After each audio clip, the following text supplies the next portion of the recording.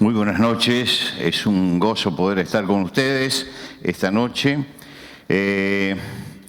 Voy a decir, como dijo Fray Luis de León, después que lo encarcelaron, en su vuelta a la universidad, se paró frente a una clase, había estado mucho tiempo preso, su misma clase de antes, y les dijo, como decíamos ayer, y siguió, ¿no?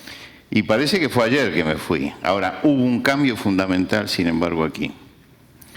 Un cambio que a mí me había me había quitado el sueño, que estuve meditándolo mucho, y es esa baranda que está allí.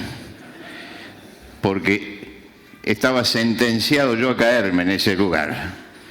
Y soñaba con eso. Y finalmente hoy llegué y la pusieron, 10 puntos. Se ve que es una iglesia que escucha los clamores de los predicadores. Vamos a abrir nuestra Biblia en la carta a los Colosenses, capítulo 2, versículo 18, y vamos a hablar de la libertad, del miedo que a veces le tenemos a ser libres en Cristo, ¿no? El apóstol Pablo en el capítulo 2, el versículo 18 dice: por tanto, nadie os juzgue en comida o en bebida, o en cuanto a días de fiesta, luna nueva o días de reposo, todo lo cual es sombra de lo que ha de venir, pero el cuerpo es de Cristo. Nadie os prive de vuestro premio, afectando humildad y culto a los ángeles, entrometiéndose en lo que no ha visto, vanamente hinchado por su propia mente carnal, y no haciéndose de la cabeza en virtud de quien todo el cuerpo, nutriéndose y uniéndose por las coyunturas y ligamentos, crece con el crecimiento que da Dios. Pues si habéis muerto con Cristo en cuanto a los rudimentos del mundo, ¿por qué?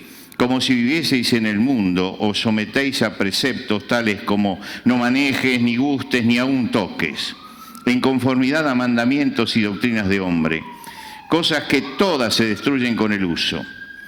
Tales cosas tienen a la verdad cierta reputación de sabiduría en culto voluntario, en humildad y en duro trato del cuerpo, pero no tienen valor alguno contra los apetitos de la carne.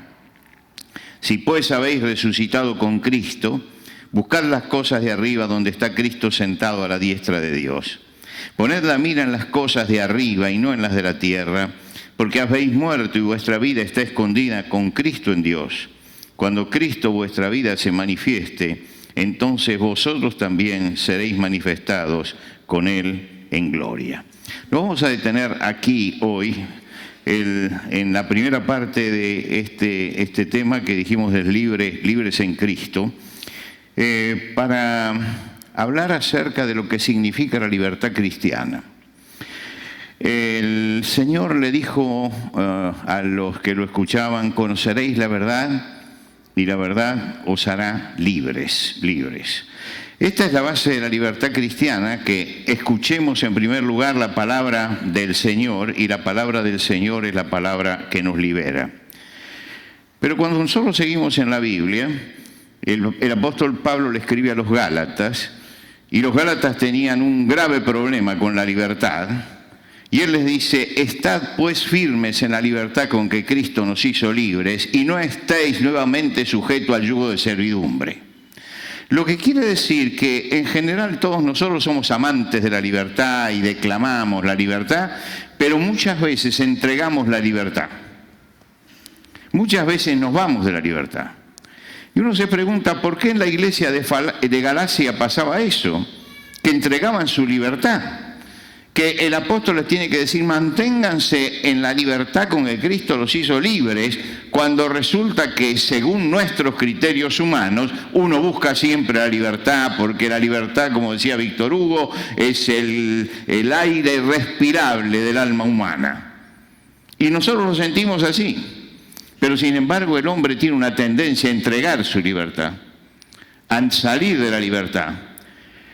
El apóstol Pablo le escribe a los Corintios y les dice: donde está el Espíritu de Dios, allí hay libertad. Lo que quiere decir que reiteradamente la palabra de Dios nos dice que el Señor Jesucristo nos dio libertad, y que nosotros tenemos además que cuidar esa libertad, que defender esa libertad y mantener esa libertad. Ahora, ¿de qué la tenemos que defender?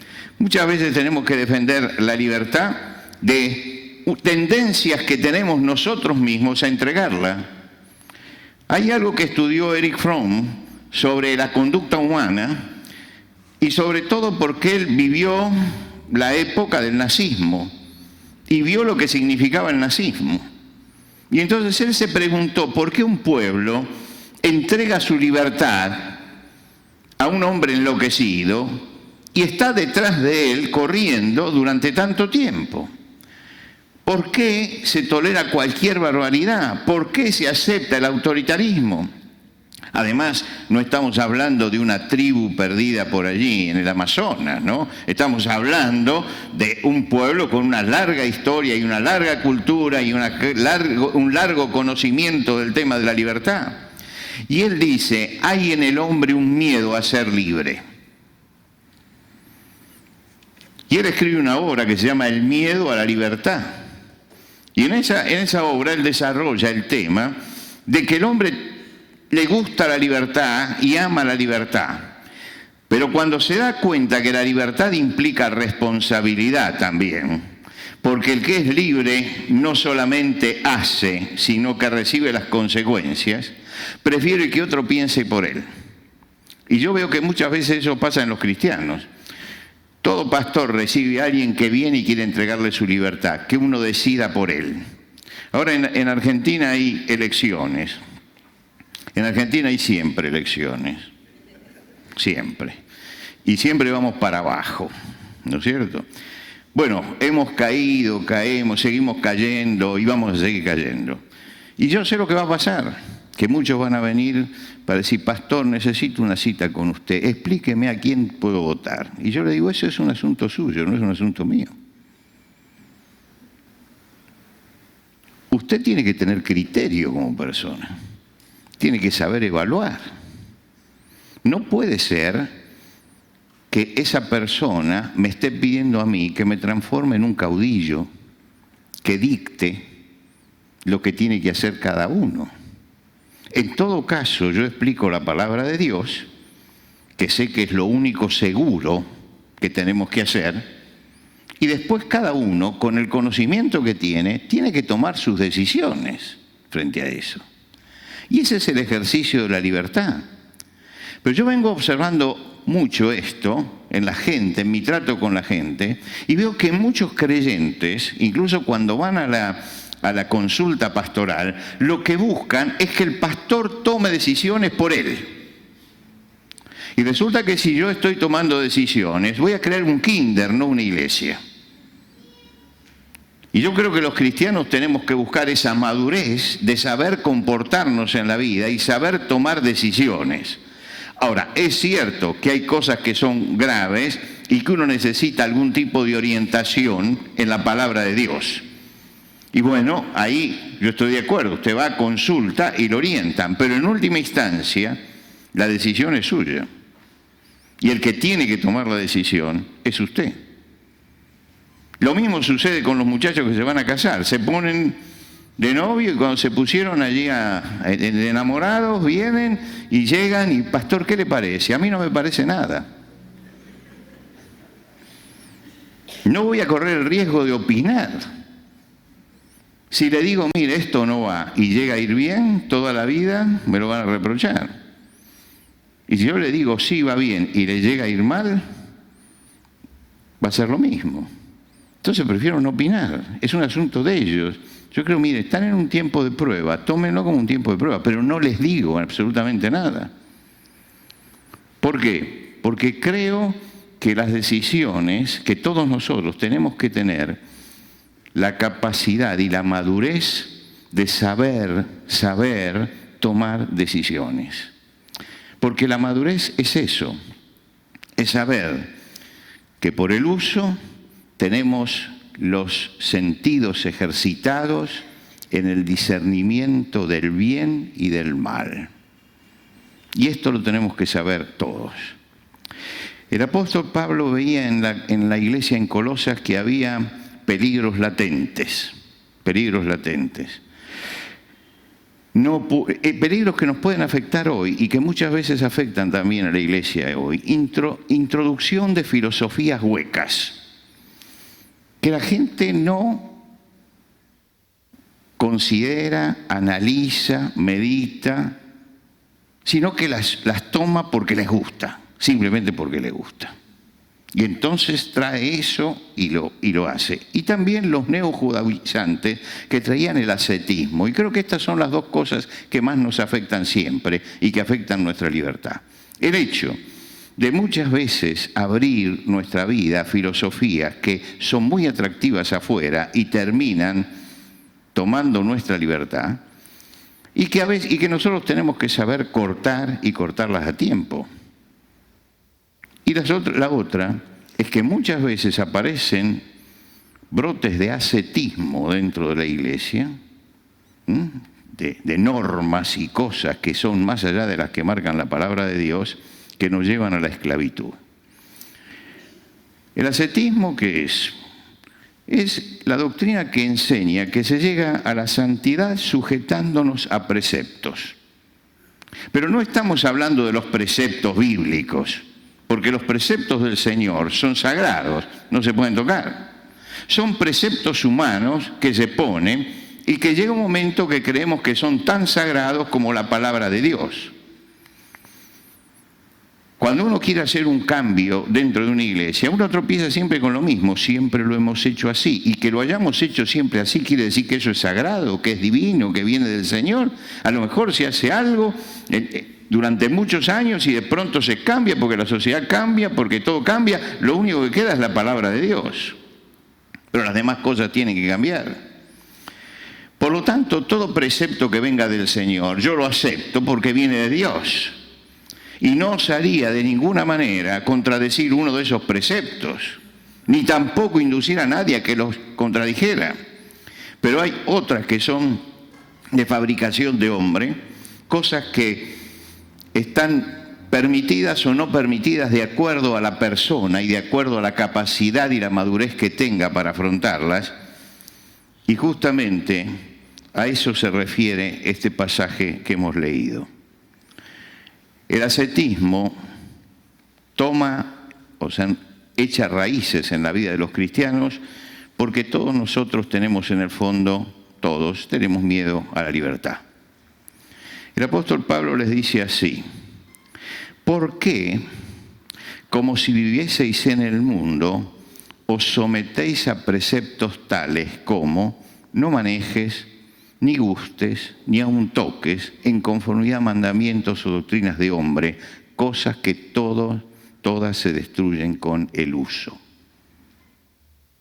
Fíjense, quiere decir que la Biblia tiene muchos no. Usted lee los 10 mandamientos y dice: no matarás, no hurtarás, no dirás falso testimonio. A esos no de la Biblia, que son no protectivos, ¿por qué? Porque con eso el Señor me protege de consecuencias terribles del mal. Por eso me dice: no lo hagas esto. Como nosotros le decimos a nuestros hijos cuando son chiquitos: no toques el fuego, porque te hace mal. ¿Y por qué lo hacemos? ¿Porque somos padres castradores? No, porque los estamos librando del peligro. Así Dios tiene no que tratan de guiar a nuestra vida para que no fracasemos. Pero resulta que después aparecen otras cosas que no nos llevan a la plenitud espiritual, sino que se agregan. Y muchas veces por una mala comprensión del Antiguo Testamento, que se traen cosas del Antiguo Testamento al Nuevo Testamento, o por algunas costumbres que se han arraigado, o por una resistencia al cambio. A mí me consultan todavía en algunas iglesias, porque en algunas me pidieron específicamente que lo criticara, porque alguien lleva la Biblia en su aparatito y entonces lee la Biblia en el aparatito y se dígale que no. Ahora, yo no me interesa qué soporte tenga la Biblia. Si alguien saca el teléfono y lee la Biblia, ¿no es cierto? Me parece que es tan sagrado como que traiga el libro de la Biblia o como que traiga el pergamino del original. Porque lo importante es el contenido, no el soporte. Pero hay algunos que, como el soporte que han tenido de la Biblia es ese, creen que eso es sagrado. Me acuerdo, yo tengo una larga historia evangélica sobre las espaldas, y me acuerdo del año 1960, cuando apareció la Biblia Reina Valera 60. Era increíble la lucha que hubo contra esa Biblia. ¿Por qué? Porque ha cambiado palabras y ha cambiado esto. Claro, usted, por ejemplo, leía en la Biblia de aquel tiempo, venga y beba del agua de la vida de balde. ¿Qué entiende usted por beber del agua de la vida de balde? Que le traen un balde y usted en el balde bebe el agua de la vida, ¿no es cierto? Lo que pasa que los más antiguos, y era una frase que decía siempre mi abuelo, esto te lo doy de balde, quería decir gratuitamente. Pero para algunos el hecho de que pusieran en vez del agua de la vida de balde, pusieran de agua de la vida gratuitamente, era un sacrilegio tremendo, porque la tradición era lo otro. Y como esto le puedo contar un montón de cosas. Además, yo nací lamentablemente en una iglesia, hasta los 11 años estuve en una iglesia que tenía una cantidad de preceptos terribles, que a un joven realmente le amargaban la vida permanentemente. Por ejemplo, usted no podía ver una película de ninguna manera, y mucho menos ir al cine, lo cual era un pecado de lesa humanidad, ¿no? Era terrible eso. ¿Y qué pasaba? Fíjense usted, ¿qué pasaba? Que nosotros teníamos 18 años, 17, 18 años, una cosa así, y aparecía, por ejemplo, las películas de Ingmar Bergman sobre el asunto de Dios, ¿no es cierto? Y a mí me interesaban muchísimo. Entonces, buscábamos a uno o dos y nos íbamos en un horario donde no hubiera mucha gente, donde no nos viera nadie. Y en la cola del cine usted veía que allá adelante había un hermanito que se escondía y más allá otro que se escondía, porque todos... Y se había generado hipocresía simplemente. ¿Se da cuenta? A eso vamos, a eso que son los principios que ponemos los hombres y a los cuales nos sujetamos. ¿Por qué? Nos atamos a esos principios porque la tradición empieza a pesar más que la palabra de Dios. Y hay que tener cuidado cuando las tradiciones pesan más que la palabra de Dios. Las tradiciones son cosas de los hombres y todos tenemos tradiciones. Todos tenemos tradiciones. Acá recién vino el hermano, dirigió 2 canciones, una oración, nos bajamos y el domingo que viene a lo mejor 2 canciones o 3 canciones. Bueno, eso es una tradición. No quiere decir que un día no se pueda cambiar eso. Y que podamos a lo mejor hacer alabanza al final. Pero hay como un esquema en el cual siempre nos movemos y cuando se rompe ese esquema, creemos que nos estamos cayendo y lo único que estamos cambiando es una costumbre, es una tradición. Y nos hemos atado a esa tradición. Como dice aquí, como si vivieseis en el mundo, os sometéis a preceptos tales como no manejes, ni gustes, ni aun toques. Y aclara muy agudamente el apóstol aquí, en conformidad de mandamientos y doctrinas de hombres. Está dejando la salvedad. No es la doctrina de Dios, sino es la doctrina del hombre. La doctrina del hombre. Yo dije, ¿dónde se originó esto? Muchas veces en la ley del Antiguo Testamento. En el Antiguo Testamento Dios dio a su pueblo una cantidad de preceptos que los encontramos en la ley de Moisés. Animales puros y animales impuros. ¿Qué quiere decir esto de animales puros o animales impuros? Lo que Dios les está diciendo es animales comestibles y animales que no les conviene comer. Por eso puros e impuros. En el Antiguo Testamento, por ejemplo, entre los animales impuros estaba el camello, estaba el cerdo, estaba el conejo, estaba la liebre. Ahora, ustedes imagínense que un pueblo de 2 millones y tanto de personas que entra en un desierto con el calor que tiene el desierto y que está vagando allí debajo de una nube, le dan de comer cerdo. Entonces, además, hay enfermedades que se transmiten con esto. Entonces Dios le dice, esto es inmundo. No toquen un cuerpo muerto. ¿Por qué? Porque después van a necesitar purificación. Y hay leyes sanitarias que se dan con fuerza teológica. Una de las leyes está en el capítulo 23 de Deuteronomio, que es una ley sanitaria. Salen 2 millones de personas, 2 millones de personas al desierto. Ahora, esos 2 millones de personas tienen que moverse en ese desierto, tienen que comer, todo lo que tiene que hacer un ser humano en ese lugar. Necesita leyes higiénicas, porque 2 millones de personas sin una ley higiénica hubiera tenido una peste. ¿Qué dice Dios? Fíjese, primero lo que dice. En su equipo, dice, deberán llevar siempre una estaca, para que cuando tengan que hacer sus necesidades, hagan un hoyo con la estaca y luego, cuando hayan terminado, tapen con tierra el excremento. Dios les dice esto.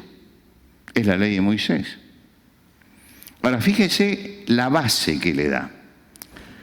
Porque el Señor, su Dios, anda entre ustedes en el campamento para protegerlos y darles la victoria sobre sus enemigos. Por tanto, el campamento de ustedes debe ser un lugar santo. Esto está seguido, uno detrás de otro. En ese momento estamos en una etapa precientífica.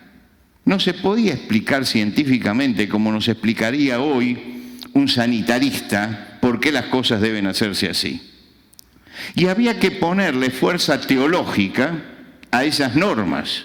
Y por eso Dios le pone fuerza teológica. Dice, porque Dios está entre ustedes. Y la ley queda allí y fue importantísima para preservar la salud de todo el pueblo. Y por eso Dios habla de todas estas leyes, que son leyes por las cuales preservaba la salud del pueblo, pero la tenía que preservar no por razones científicas, porque estamos en una era precientífica. Se lo tenía que explicar con razones teológicas. Y entonces le da esa fuerza al mandamiento. Y de ahí que se establecen los preceptos de los alimentos puros e impuros, rehuir el contacto de personas impuras, por ejemplo, o no aceptar el trato con personas que no cumplen eso. Tiene mucho del amor de Dios, la ley, a favor de su pueblo, para darle una serie de indicaciones que después, con el tiempo, la ciencia termina demostrando que Dios estaba protegiendo al pueblo de ser diezmado. Y es increíble que después de haber atravesado el desierto y llegan a la otra punta y no hay la mitad, hay más o menos la misma cantidad de gente. Lo que quiere decir que la marcha fue una marcha de 40 años, pero fue una marcha donde pudieron preservar su salud. Ahora, ¿qué pasaba en la iglesia en Gálatas, a los Gálatas, en Galacia? En la iglesia en Galacia traían algunos de esos preceptos y lo querían meter hoy. Y el apóstol dice, estén firmes en la libertad con que Cristo los hizo libres. No dejen que esos preceptos los aten. Y entonces ustedes se esclavicen a esos preceptos que son preceptos de hombre. Hubo momentos en que se quisieron establecer estos preceptos en muchos momentos de la historia, también en la iglesia, rehuir el contacto de ciertas personas impuras o no aceptar trato con los que no cumplían los mandamientos o los alimentos puros e impuros. Y todavía nos quedan algunos resabios por allí de grupos cristianos que sostienen esto. No puede comer esto, no puede comer lo otro, no puede comer aquello. Y hubo algunos, hay que abstenerse de vino y hay que abstenerse de aceite y hay que evitar las carnes y hay que hacerse vegetariano. Ahora, yo no sé si aquí hay algún vegetariano. Yo no tengo ningún problema con un vegetariano, y cualquier cristiano que quiere ser vegetariano, que sea vegetariano, y el que quiere ser vegano, que sea vegano. Es un asunto de él. Pero que no lo quiere imponer como la ley de Dios. Que no quiera decir esto me hace superior a los demás. Lo hace distinto en todo caso. Pero imagínense, alguien que ha nacido en la Argentina y que conoce el churrasco y el asado, que le pidan que sea vegetariano. ¿No es cierto? Y aunque le parezca mentira, en el país del bife hay un movimiento vegetariano que defiende a la vaca, diciendo que el hecho simplemente de ordeñar una vaca es una agresión sexual. No, porque para locuras este siglo está mandado a hacer, cualquier cosa se puede escuchar, ¿no? Hicieron manifestaciones y todo en defensa de las vacas para no agredirlas sexualmente. Jesús dijo algo que tenemos siempre que tener en cuenta, sobre todo en este aspecto. No es lo que entra por la boca lo que contamina al hombre, sino lo que sale de la boca. No es lo que entra por la boca. No es lo que entra. Ahora, a pesar de haber escuchado eso, usted sigue leyendo el Evangelio y el libro de los Hechos y ve que los cristianos, sin embargo, no habían entendido esto. Y a Pedro le tiene que mandar el Señor una visión de animales inmundos y decirle mata y come. ¿Para qué? Para enseñarle que aquello que Dios limpió, uno no lo puede llamar ni inmundo ni común. Es decir, que Dios allí le dio una lección a un judío en sus prácticas, ¿no? Les dio una lección acerca de todo esto. Le dijo, no puede ser que trates las cosas así, pero eso significa también que hasta ese momento en la iglesia había también este pensamiento, que no lo habían sacado a pesar de lo que Jesucristo había dicho. Y hay un contraste entre el Antiguo y el Nuevo Testamento, que es muy interesante notarlo. Yo estoy tan cómodo que puedo terminar a la 1 de la mañana. Que es interesante notarlo. Cuando usted comienza la lectura del Nuevo Testamento, a usted le parece que hay un personaje allí que aparece que no tiene nada que ver con el Nuevo Testamento, que se vino desde el Antiguo Testamento, que atravesó la página en blanco y se metió acá, que es Juan el Bautista. Juan el Bautista es un personaje del Antiguo Testamento que parece que se metió en el Nuevo Testamento. ¿Por qué? Porque tiene todas las formas justamente del profeta. Juan el Bautista lo señala también entre los profetas. Jesús lo señala entre los profetas. Dice, porque todos los profetas y la ley profetizaron hasta Juan el Bautista. Quiere decir que me está diciendo, mire, está más allá que acá, Él representaba un poco al Antiguo Testamento, lo representaba. Era nazareo desde su nacimiento. No tomaba vino ni sidra, se vestía con una rústica piel de camello, comía langostas y miel silvestre, y no eran las langostas de mar, No, eran las otras langostas. Comía langostas y miel silvestre y vivía en el desierto. Y bueno, se parece muchísimo a Elías y se parece mucho a los profetas del Antiguo Testamento.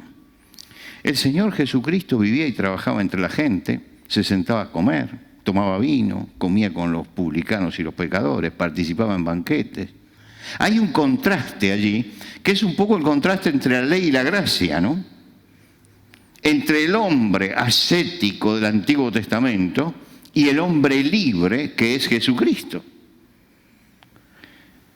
Y resulta que el pueblo vio esa diferencia. Y entonces aparece alguien que dice, mirá, este es uno, y Jesús que los escucha, lo explica. Dice, vino Juan el Bautista que no comía ni bebía y decían, demonio tiene. Vino el Hijo del Hombre que come y bebe, y dicen, este hombre comilón y bebedor de vino, amigo de publicanos y pecadores. Y Jesús señala que había ese contraste profundo. Pero ¿él dónde se ubica? Él se ubica en la gracia. Él es el que practica todo esto, no el que está privándose de todo esto. Es decir, ha pegado el gran salto. Y los fariseos siempre se acercaban a los discípulos para decirle que no cumplían con las leyes de los ancianos, que eran las tradiciones. ¿Por qué no hacen como los ancianos, como dicen los ancianos, que hay que lavarse 7 veces las manos antes de comer? Iban caminando y entonces tomaban una espiga de trigo y ¿por qué hacen eso en sábado? Es decir, era la Gestapo espiritual que estaba detrás de ellos, controlándolos en todo. Los seguidores de Jesús y de los fariseos ayunan mucho y hacen, los seguidores de Juan y de los fariseos ayunan mucho y hacen muchas oraciones, pero tus discípulos siempre comen y beben. Y Jesús dijo, sí, dice, porque están de fiesta. Es decir, fíjense ustedes esta libertad en que Jesús hizo vivir a sus discípulos en aquel momento. Esos hombres eran galileos, despreciados totalmente por la gente de Jerusalén, porque eran los provincianos que hasta hablaban mal.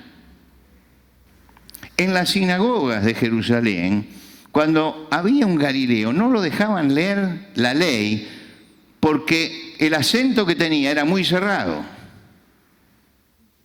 Y aunque él sabía leer, porque la leía en la sinagoga de su ciudad, allí no se la dejaban leer, porque el acento era cerrado. ¿Y cómo lo llamaban en Jerusalén a los galileos? Pecadores, pecadores. Este a los pecadores recibe y con ellos come. ¿Por qué? Porque los galileos no podían cumplir con todos los ritos, no podían cumplir con todo lo que decían los ancianos, no podían hacer todas esas cosas, porque eran una sociedad agrícola.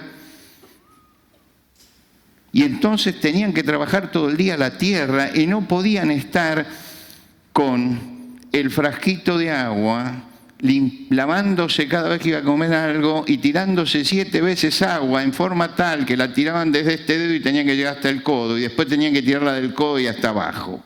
Y ese hombre estaba todo el día con las cabras, con las ovejas en el campo y entonces cuando veía algo para comer lo agarraba y se lo comía. Pecador.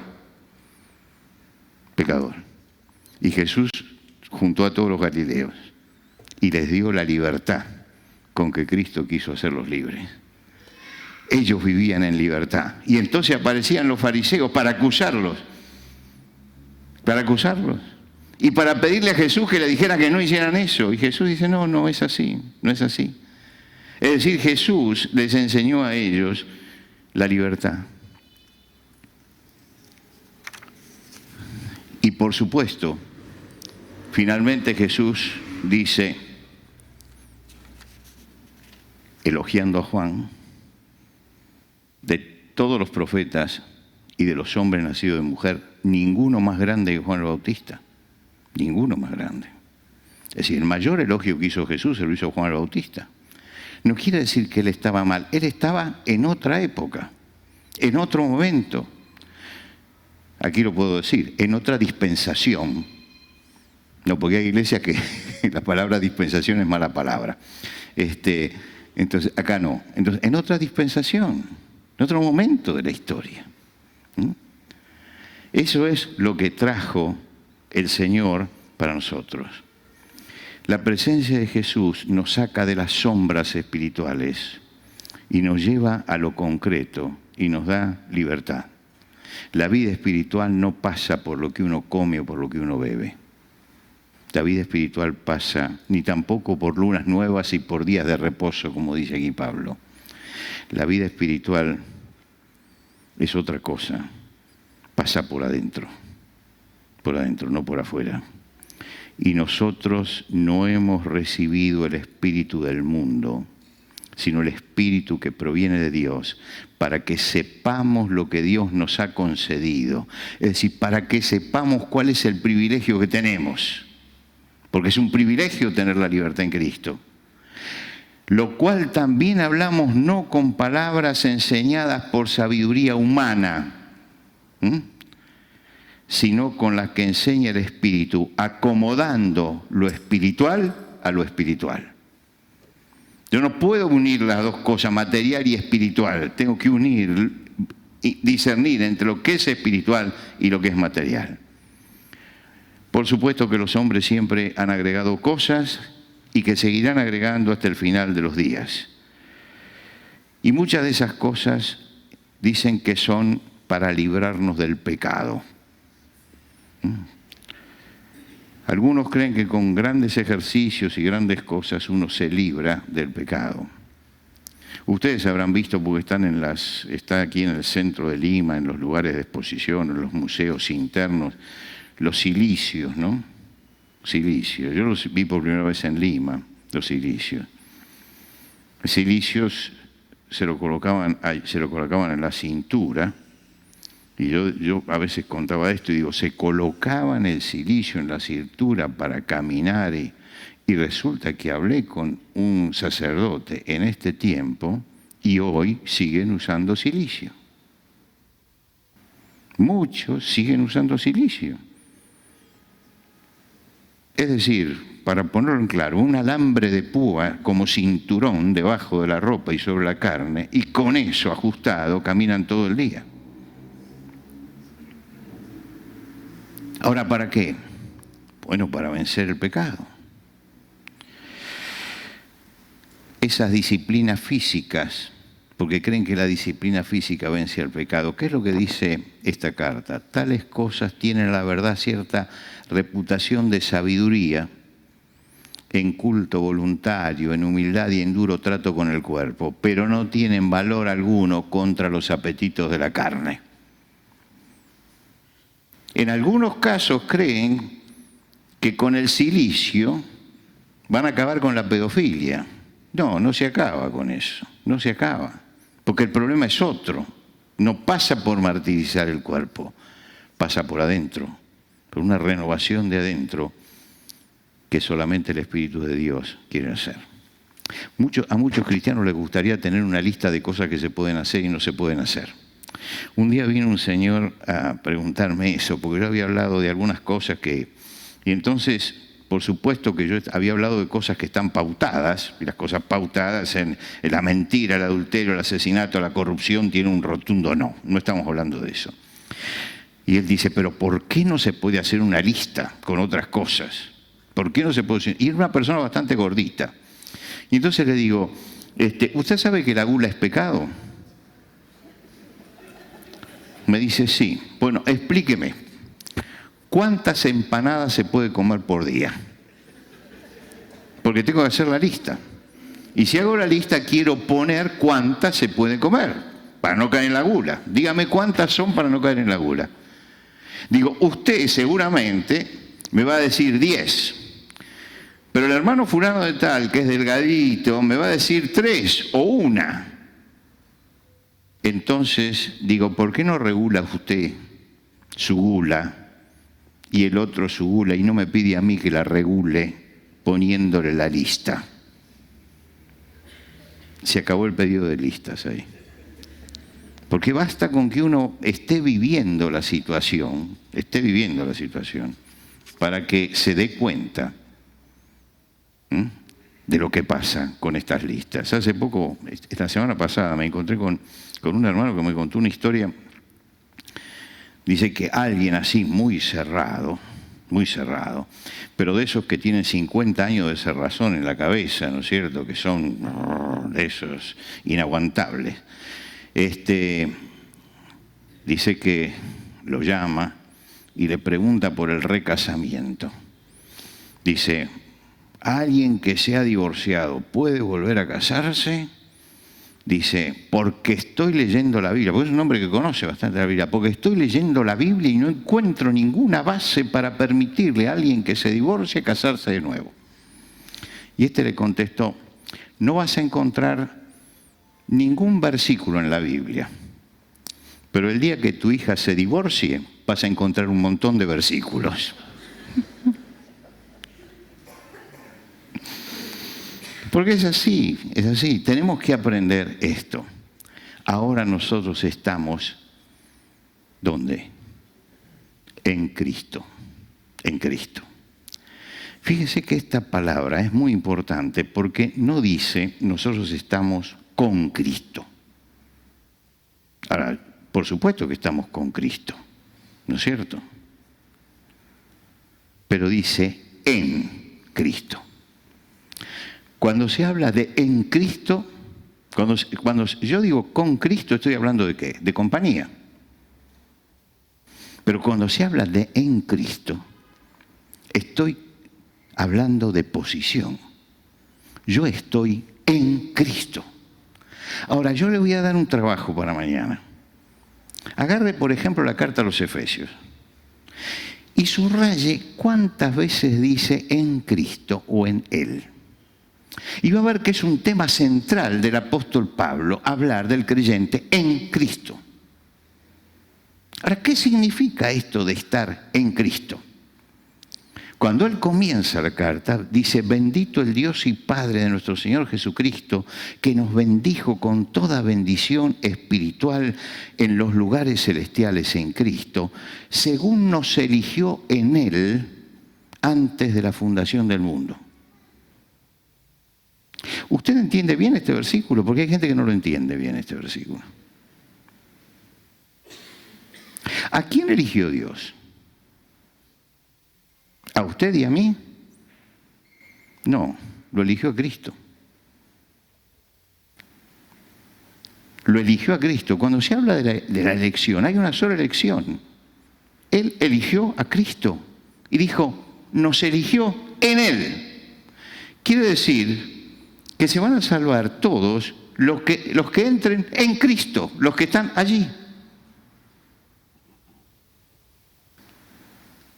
Si usted está en Cristo porque recibió a Cristo, está allí, usted es salvo, pero no es salvo porque ha hecho buenas obras. Porque si fuera por eso, Dios me fulminaría ya. No me fulmina, ¿por qué?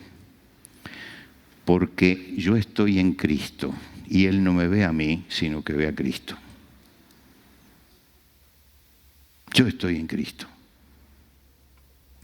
El tema, muchos se mezclan porque creen que Dios hizo usted sí, usted no, usted sí, usted no. No es así, hermanos. Es que Dios dijo antes de la fundación del mundo, en Cristo, este es el plan, el que llegue a Él y se ubique dentro de Él, esos van a estar conmigo por la eternidad. Y entonces dice, los que están en Él los predestinó para ser llamados hijos suyos. Y ahí está la predestinación. La predestinación es que vamos a ser como Cristo. No es tan complejo el asunto como lo pintan. No es tan complejo. Estamos en Cristo. Hermano, no hay nada más maravilloso que pensar esto de que estamos en Cristo. No solamente que yo estoy con Cristo, que ya es maravilloso en sí, sino que estoy en Él. Quiere decir que todo lo que reciba Él, lo voy a recibir yo. ¿Qué le dijo Jesús cuando resucitó a María Magdalena? Le dijo, ve a mis hermanos. Hermano, Él está llamándome hermano en ese momento. Porque llama a los discípulos sus hermanos. Estamos en Cristo, estamos en Cristo. Y el hecho de estar en Cristo cambia, porque si alguno está en Cristo, nueva criatura es. Las cosas viejas pasaron, todas son hechas nuevas. Agarre la carta a los Efesios y subraye, y mañana me dice. Y la última reflexión, que es con el comienzo del capítulo 3. Con esto termino. El pastor ya está que me está sacando de acá. Está en el capítulo 3, la última reflexión. El apóstol termina, porque nosotros lo dividimos, la Biblia, la división en capítulos es totalmente arbitraria. Cuando el apóstol escribió no puso ni versículos ni capítulos. Eso se hizo muchísimo después. Lo que quiere decir que cuando usted lee la Biblia, tiene que seguir al capítulo siguiente, porque el pensamiento continúa. Es arbitrario que termine un capítulo y empiece otro.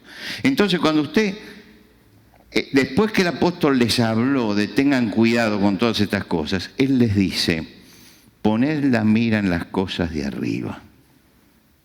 Poned la mira en las cosas de arriba. Y no en las de la tierra. Ahora, ¿por qué arriba? Arriba está lo celestial, ¿no? Lo espiritual. Las de la tierra es lo material y lo humano. Dice, pongan su mirada hacia arriba. ¿Por qué? Porque van a encontrar allí la respuesta para su vida. Y la libertad cristiana comienza cuando yo empiezo a mirar hacia arriba y dejo de mirar al costado. Cuando dejo de mirar lo que está haciendo tal hermano, lo que hace tal otro, lo que... No me interesa todo eso. Lo que me interesa es mirar para arriba. ¿Se acuerda usted de Abraham cuando va a sacrificar a Isaac? Él levanta el cuchillo para matarlo y entonces Dios lo detiene y dice, no extiendas la mano ni sobre el muchacho, ni le hagas mal, ¿no es cierto? Está diciendo eso. Se frustró el sacrificio. ¿Para qué vinimos, Señor? ¿Para qué vinimos acá entonces? Y preparamos todo, trajimos el fuego, el cuchillo, todo, y se frustró el sacrificio. Entonces alzó Abraham sus ojos, levantó la vista y vio el carnero. Y entonces bajó y puso el sacrificio. Tuvo que alzar los ojos, ¿eh? Si no alzaba los ojos era absurdo lo que había hecho. Pero cuando alzó los ojos, vio eso. Josué iba a iniciar la ofensiva contra Jericó. La madre de todas las batallas en tierra de Canaán era esa, porque Dios lo mandó que atacara el centro más importante primero. Y llega allí. A la noche está Josué pensando en esa batalla que tiene mañana y se aleja un poco del campamento. Dice, estando Josué en Jericó, alzó sus ojos. Dejó de mirar la ciudad y alzó sus ojos. Y cuando alzó sus ojos, ¿qué vio? Ve que delante de él hay un varón con una espada desenvainada. Y seguramente se pegó el susto de su vida porque dijo... Y entonces Josué pregunta, ¿eres de los nuestros o eres nuestro enemigo? Porque... Y no, dice, yo soy el príncipe del ejército del Señor. Yo estoy aquí. Alzó los ojos y vio la presencia de Dios. Vio la presencia del Señor. Mis hermanos, tenemos que alzar los ojos al cielo. Olvidemos todo eso. Hay muchas tonteras que circulan por ahí. Como los magos de Oriente, miremos para arriba. La estrella está allí y la guía está allí. No en el manual que hacemos abajo, ni en la linternita con la que queremos alumbrar el camino. No, la que nos guía es la estrella de la palabra de Dios. Levantemos eso y levantemos en alto la palabra de Dios. Aprendamos que hemos resucitado con Cristo y estamos ahora en Él. Que hemos muerto y nuestra vida está escondida en Cristo, en Cristo. Y vivamos la libertad. Y hagamos que sea el Espíritu Santo y la palabra de Dios la que reúne nuestra vida. Y no miremos alrededor. Miremos siempre para arriba. Que Dios les bendiga. Dios les bendiga. Pastor.